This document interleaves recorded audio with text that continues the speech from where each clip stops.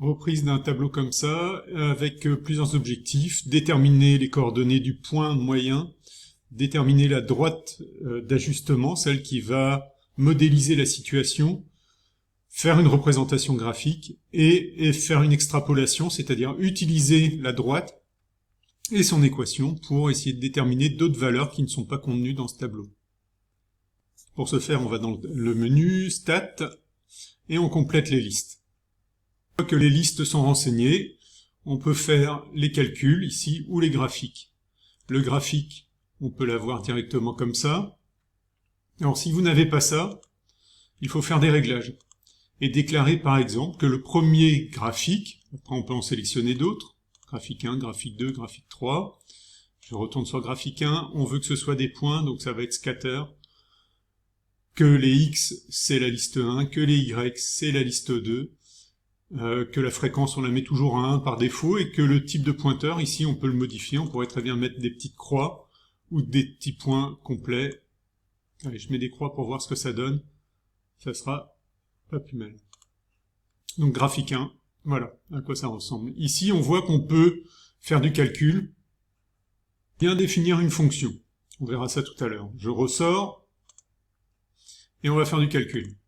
Alors ici on peut faire deux choses, soit déterminer comme on considère qu'on a deux variables, deux var, le point moyen c'est x bar, ici 8,4, son abscisse, et y bar, l'ordonnée 15,4.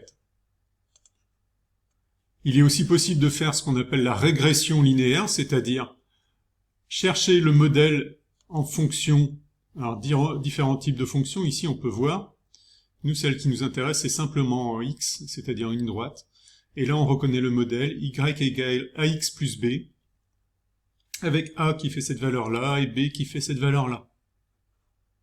Donc nous avons fait les trois premières missions qui étaient déterminer les coordonnées du point moyen, déterminer la droite de régression linéaire et faire une représentation graphique. On peut même l'afficher, cette régression, sur notre graphique. Je reviens sur le graphique.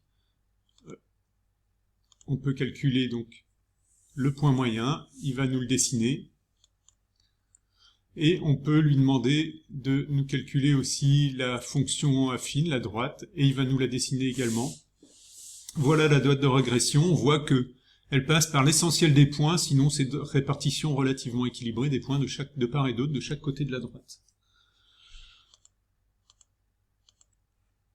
Maintenant qu'on a fait ça, on aimerait bien pouvoir aller un peu plus loin que le tableau et exploiter la modélisation, c'est-à-dire la régression linéaire qui est ici, en X. Et donc on va la copier. On peut faire une copie, et il va nous l'injecter dans le graphique de fonction ici. C'est-à-dire qu'on n'est déjà plus dans les statistiques, on fait OK, exécuter. Il l'a fait, maintenant on va aller voir ça. Si on va voir le graphique, la fonction est là, elle a été balancée ici. On pourrait la dessiner, mais il faudrait reparamétrer draw pour dessine.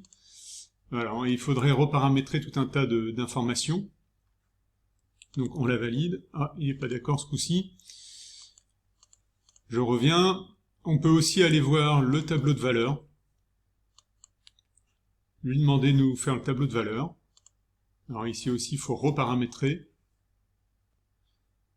Donc il faut valider, il faut descendre sous la ligne suivante pour que la fonction soit prise en compte. Puis on fait le réglage, c'est-à-dire on démarre à combien? Ici il nous propose spontanément de 1 à 5, mais on pourrait très bien aller de 2 à 15 et avoir toutes les valeurs intermédiaires, où on pourrait aller de 0 à 20.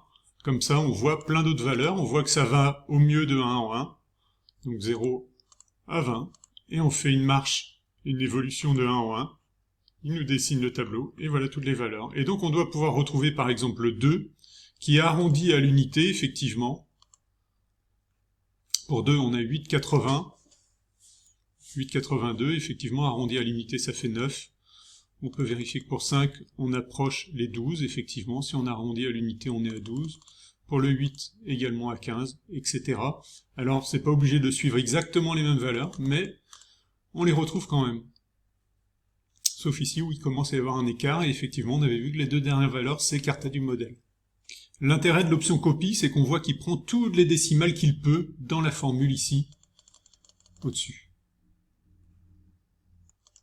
Sinon, on pourra créer une nouvelle fonction si on nous dit d'arrondir à 3 décimales, 1,027, x plus ce qui reste là-haut, arrondi aussi peut-être à 2 décimales, faudra voir, et reparamétrer dans ce cas-là.